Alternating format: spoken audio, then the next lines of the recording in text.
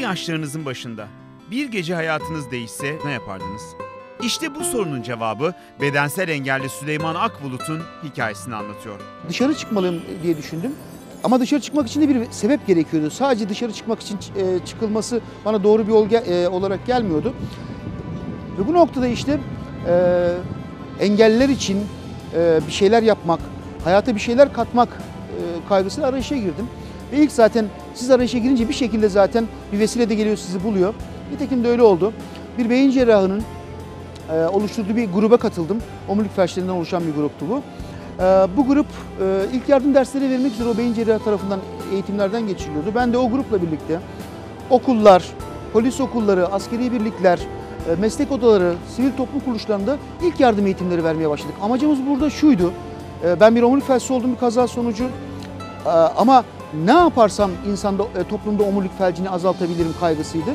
Ve çok ciddi dönüşler aldık ve o 150 bin kişi içerisinde, eğitim verdiğimiz kişiler içerisinde sakatlanmaktan kurtulan insanlar sonra gelip bizi bulmaya başladı. Bu çok keyif vericiydi. Tabii bu engelliliğin önlenmesine ilişkin bir şeydi. Ama sonuçta ben de bir engelliydim. Ve engelliler için de bir şeyler yapmak gerekiyordu. Bu noktada sivil toplum kuruluşları çalışma gündeme geldi. Süleyman Akbulut, yardım temelli çalışan engelli örgütlerine eşit ve engelsiz yaşamın bir lütuf değil, en temel insan hakkı olduğunu anlatmak için yola çıktı. 2008 yılına kadar Türkiye Omurilik Felçlileri Derneği'nde çalışmalarda bulundu.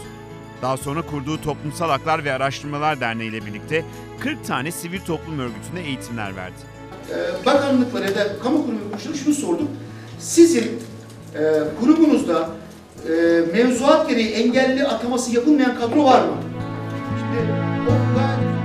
Sivil toplum alanındaki çalışmalardan kamusal alandaki hukuk mücadelelerine kadar derneklere birçok noktada yol gösterdi. Bu derneklerin kapasitelerinin geliştirilmesi konusunda çalışmalar yaptı. Bu çalışmaları yaparken engelli bireylerin topluma katılımına ilişkin verilerde eksiklikler olduğunu fark eden Süleyman Akbulut, yürüttüğü projelerde bu verilerin kayıt altına alınmasını sağladı. Düzenleyici ve kural koyucu kurumların çalışmalarına temel oluşturdu. Ben bu çalışmaların içine kişisel olarak girdiğimde üniversite öğrencisiydim, 2. sınıftaydım. Ve bir şeylerden rahatsızdım. Fakat çözümün nasıl elde edileceğini, kazanımların nasıl elde edileceğini bilmiyordum. Dolayısıyla benim kişisel hayatımda yarattığı en büyük fark yöntem öğretmek oldu. Yani kazanım elde etmek için nasıl bir yöntem izlemeliyiz? Bu oldu. Engellilik, evet benden bacaklarımın aldı, hani bacaklarımı yürüme fonksiyonunu aldı ama bana çok şey de kattı. Yani sivil toplum alanındaki çalışmalar olsun, kendi bireysel gelişimim olsun. Her anlamda bana bir zenginlik ve değer kattı. Ben sadece sivil toplum alanındaki çalışmalarımı görmüyorum bunun engelliliğimin bir sonucunu olarak mesela. Bir de romancı tarafım var. Ben her şeyi düşünürdüm ama bir romancı olabileceğimi hiç düşünmezdim. Nitekim özellikle 2000'li yıllardan başlayan yazma süreci sonucunda 2 tane romanım Doğan Kitap'tan, yani Türkiye'nin en saygın yayın evlerinden yayınlanma fırsatı buldum. Süleyman Akbulut kendi engelinden dolayı hayata küsmedi. Tam tersi sokağa çıktı. Kendisi gibi milyonlarca engelli için mücadele etti. Erişimin, topluma eşit katılımın engelliler için bir lütuf olmadığı, onların uluslararası yasalara tanınmış yasal hakları olduğu anlayışını sivil toplumda yaygınlaştırmak için çalıştı. Onlarca sivil toplum örgütünün gelişmesine yardımcı oldu.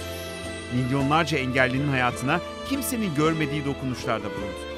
Hem kendi hayatında hem de Türkiye'deki 8 milyonun üzerindeki engellinin hayatında kocaman bir fark yarattı.